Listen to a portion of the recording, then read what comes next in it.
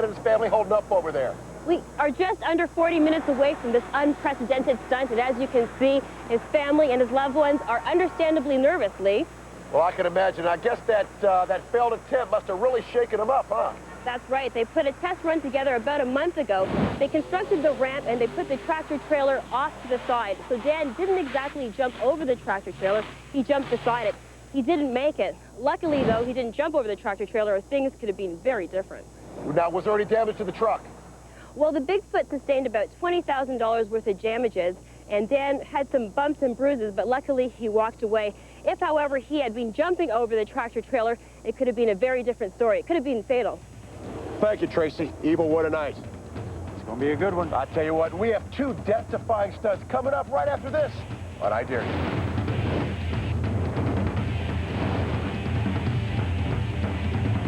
Right now over to Las Vegas Strip. Dan Runte is behind the wheel of Bigfoot, warming up the engine and putting it through its paces. And you know there's only one thing on his mind: how to land that truck in all four wheels and avoid another crash like the one he survived just last month. What motivates a man like Dan to stare death in the face time and time again? Tracy has an up-close look at the driving force behind the driver of the most famous truck in the world.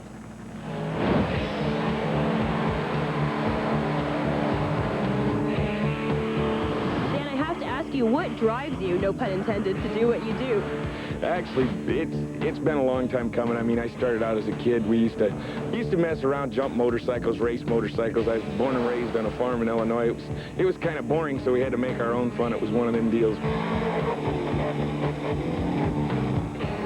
But what makes a kid want to pursue the life of a daredevil? Just speed. I mean, it was something I've always had to have, and you know, graduated from high school and got into the motorsport end of it. Always had a fast car. I mean, I had a '69 Camaro when I was growing up, and it was one of the neatest cars I ever had.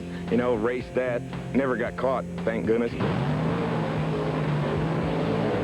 And then I got into the monster truck thing. You know, I started out crewing for these guys basically 11 years ago, and just never really had a point to drive one, but always wanted to drive one. And back, I don't know, a couple years ago, a few of us were doing long jumps, you know, see how far we could jump a truck, a 10,000-pound truck, take it out and hit whatever you could hit and see how far you could jump it. But then they started turning it into actually a competition where we would long jump a truck. But Dan's luck took a dangerous turn when Bigfoot flipped over during the practice jump last month.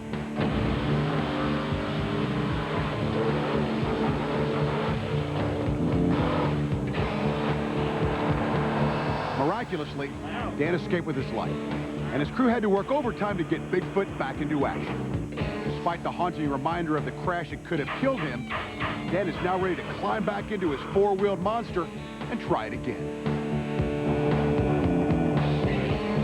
I guess here we are now. You know, you got to move up and you got to be better than the next guy, and here comes the speed thing again. We're just see if we can get over this thing.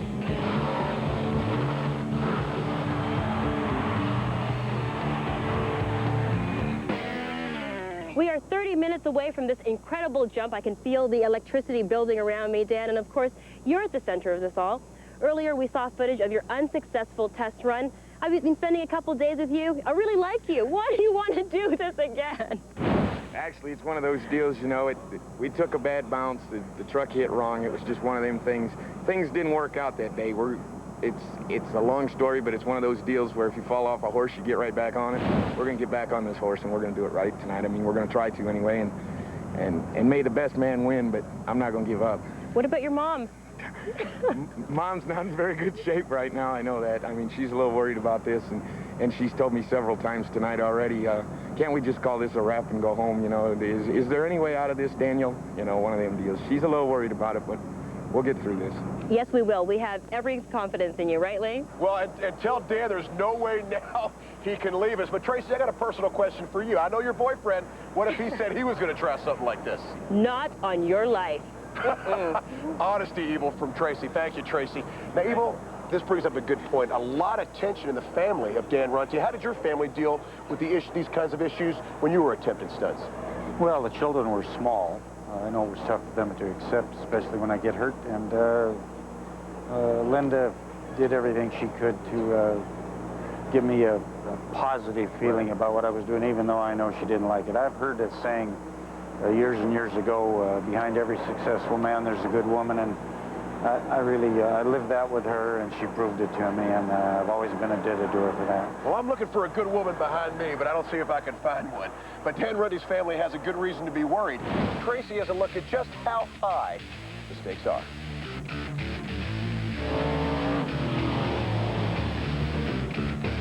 Site coordinator Jim Kramer tells us that trying to get this 10,000-pound beast up the ramp and into the air takes precision planning. This ramp is all important. This ramp is 4 foot tall. It sits at about 18.3 degrees. It has to be right. And when he's hitting this ramp at 65 miles an hour, he can't lose a motor, he can't lose a transmission, because if he does, he's driving right to the back of this semi. He has to be climbing out here to 80 feet. So it's very important that he gets out, gets the clearance, gets the attitude of the truck, apexes about 80 feet out, comes down, and lands straight. I don't mean left, I don't mean right, I mean straight, because the impact he is going to receive is going to be tremendous.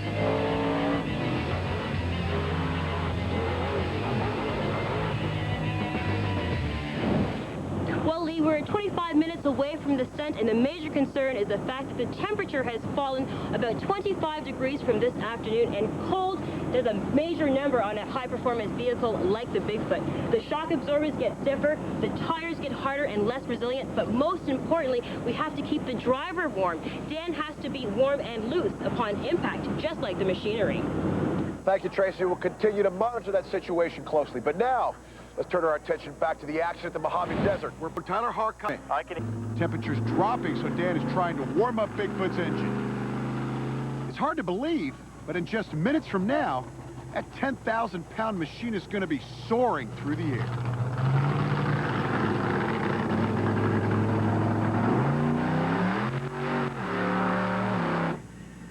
Most of us are a little bit nervous before we fly. So just imagine what's going on in Dan's head as he prepares to take flight in a souped-up pickup truck.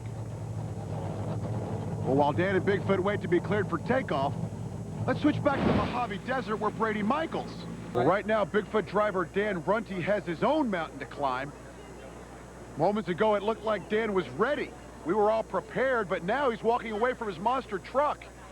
And he looks nervous, and rightly so. Considering the crash that he narrowly survived just 1 month ago, we're trying our best to figure out what's going on. Is he backing out? We hope he's just trying to psych himself up, and we'll keep an eye on the situation. Let's take a quick break. And when we come back, hopefully Dan will attempt his historic jump on I Dare You, the ultimate challenge.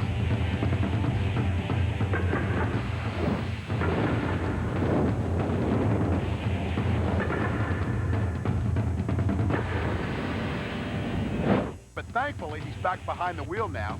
He's decided to go for it. He's strapped himself into 10,000 pounds of fuel-injected firepower.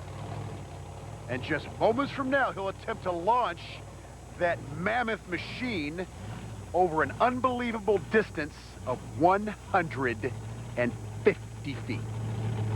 The real question for Dan is whether he can clear the front edge of that trailer, because if he comes up short, it could spell disaster.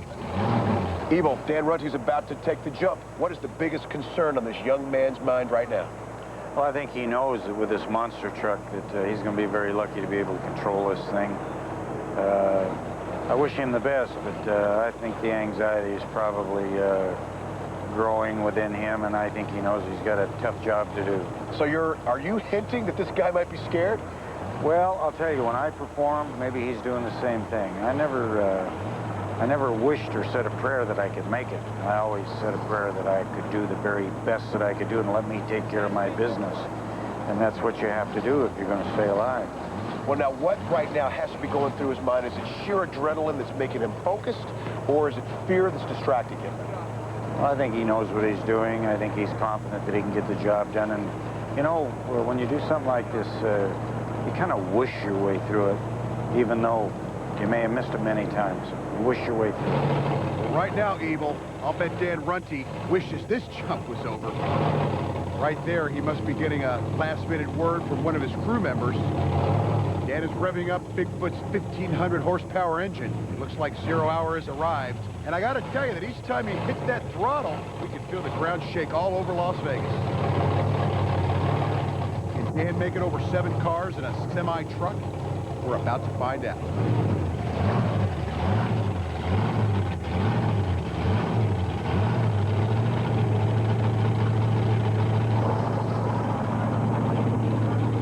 There he goes. Dan moves into position. And it won't be long now.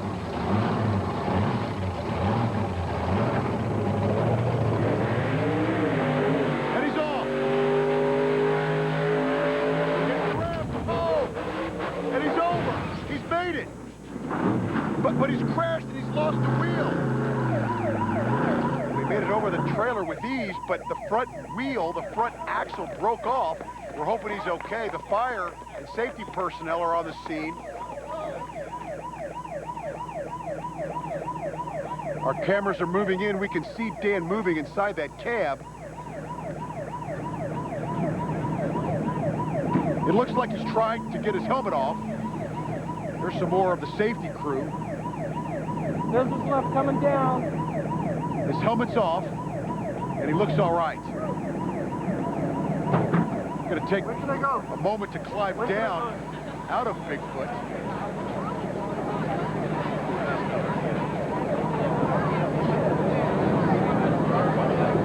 And there's Dan. He's escorted by I Dare You Stunt coordinator Joe Scorpion. Let's listen in. Hell of a jump, bro. Man, oh man. Dan is really looking dazed. He must have gotten the wind knocked out of him on that landing. He took a real hit when that wheel tore off. We're clear. Thumbs up from Joe Scorpion. Dan looks okay, but he really looks dazed. Right? Yeah. We get your jack soon. It's cold. You're back. Fine. Next okay? Yeah. You okay? I'm fine. There's his girlfriend, Christy, and also Dan's mom. Obviously proud and relieved, as are we that he made it. You flew over that thing so far, son. You're walking. You were so far beyond that truck, it was unreal. They could have put those other. That look says it all. Here and get the rest of my thing. I'll tell you what, bro. I've never seen anything like it. Let's go to Tracy. Dan, when did you know you nailed it? Well, I mean, it went pretty straight. It was a little hard going to the ramp. We had to fight it all the way to the ramp. And back and forth. It nosed over. I mean, that's something we're working on, and we made it. It's just a tough landing. I mean, it nosed in, and the front suspension just won't take it. Broke a knuckle, and knuckle goes, the tire goes, and everything goes with it. I think we're going to flip over. Did you think you were going to flip over? Well, at one point, I mean, it crossed my mind as hard as it nosed over. You know, that's basically the same thing we run into at the test track out there. Here's a scene from underneath your truck. That's like, actually, you can see how I'm turning the front steering, you know, to get it straight for the ramp, and that's one of them things that, like I said, it was on top. It was trying to hook up. The truck was fighting. I was fighting the truck, and it's just floating back and forth on top of a hard surface, and it's just a hard thing to get a hold of. Hurt the truck bad. What were your thoughts the moment you became airborne? I knew it was up in the air. I mean, I knew it was up in the air. A little fire behind you. That was like, wow, where did that hell come from? It lost it. How are you feeling? I'm fine. I really am. Emotionally, how are you doing? I'm all right. A little rattled, but who wouldn't be? Congratulations once again. Thank you. Yeah, I'm so excited. Yeah. Tracy's excited, and so are we. And let's take a look at what it looked like from Dan's point of view inside Bigfoot.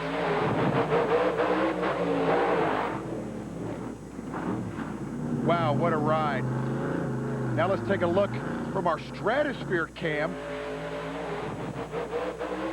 You can bet they saw this fireball all over Las Vegas. Tracy? And Lee, one last thing. We just found out that Dan officially jumped 175 feet, and it's safe to say that Dan came out of this better than Bigfoot did. Back to you. Well, thank you, Tracy. You're absolutely right. I tell you what, he looks a lot better than his truck, Evel.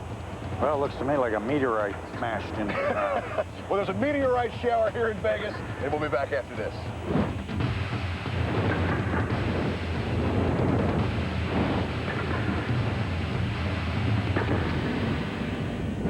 Look at Dan Runte's incredible 175-foot jump over 7 cars and a tractor trailer. And you saw it for the first time ever here on I Dare You.